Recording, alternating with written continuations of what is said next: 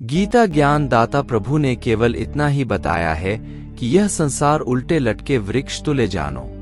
ऊपर जड़े यानी कि मूल तो पूर्ण परमात्मा है, नीचे टहनियां आदि अन्य हिस्से जानो।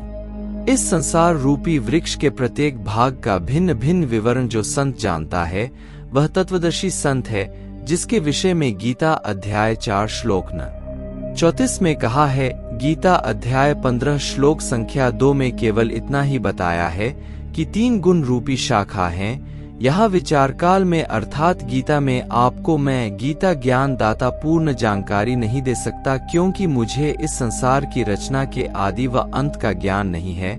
उसके लिए गीता अध्याय 4 श्लोक संख्या 34 में कहा है कि किसी तत्वदर्शी संत से उस पूर्ण परमात्मा का ज्ञान जानो। इस गीता अध्याय 15 श्लोक 1 में उस तत्वदर्शी संत की पहचान बताई है कि वह संसार रूपी वृक्ष के प्रत्येक भाग का ज्ञान कराएगा, उसी से पूछो।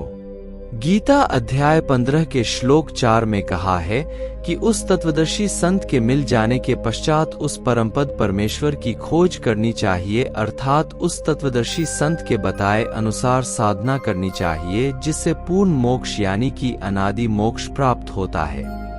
गीता में स्पष्ट किया है कि 3 प्रभु हैं, एक अक्षर पुरुष यानी कि ब्रह्मा, दूसरा अक्षर पुरुष यानी कि परब्रह्म, तीसरा परम अक्षर पुरुष यानी कि पूर्ण ब्रह्मा। अक्षर पुरुष तथा अक्षर पुरुष वास्तव में अविनाशी नहीं है।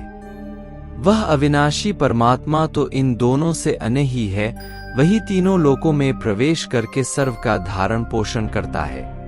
उपरोक्त श्रीमद् भगवत गीता अध्याय 15 श्लोक 1 से 4 तथा 16 से 17 में यह प्रमाणित हुआ कि उल्टे लटके हुए संसार रूपी वृक्ष की मूल अर्थात जड़ तो परम अक्षर ब्रह्मा अर्थात पूर्ण ब्रह्मा है, जिससे पूर्ण वृक्ष का पालन होता है, तथा वृक्ष का जो हिस्सा पृथ्वी के तुरंत बाहर जमीन के साथ दिखाई देता है वह तना होता है, उसे अक्षर पुरुष अर्थात परब्रह्म जानो। उस तने से ऊपर चलकर अन्य मोटी डार निकलती है, उनमें से एक डार को ब्रह्मा अर्थात अक्षर पुरुष जानो, तथा उसी डार से अन्य 3 शाखाएं निकलती हैं, उन्हें ब्रह्मा विष्णु तथा शिव जानो, तथा शाखाओं से आगे पत्ते रूप में सांसारिक प्राणी जानो। उपरोक्त गीता अध्याय 15 में स्पष्ट है कि अक्षर पुरुष तथा अक्षर पुरुष इन दोनों के लोकों में जितने प्राणी हैं उनके स्थूल शरीर तो नाशवान है तथा जीवात्मा अविनाशी है, अर्थात उपरोक्त दोनों प्रभु व इनके अंतर्गत सर्व प्राणी नाशवान है। भले ही अक्षर पुरुष अविनाशी कहा है, परंतु वास्तव में अविनाशी परमात्मा तो इन दोनों से अन्य है।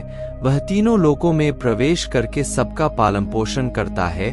उपरोक्त विवरण में 3 प्रभुओं का भिन्न भिन्न विवरण दिया है, अर्थात पूर्ण ब्रह्मा ही हैं जो इस सृष्टि को चला रहे हैं।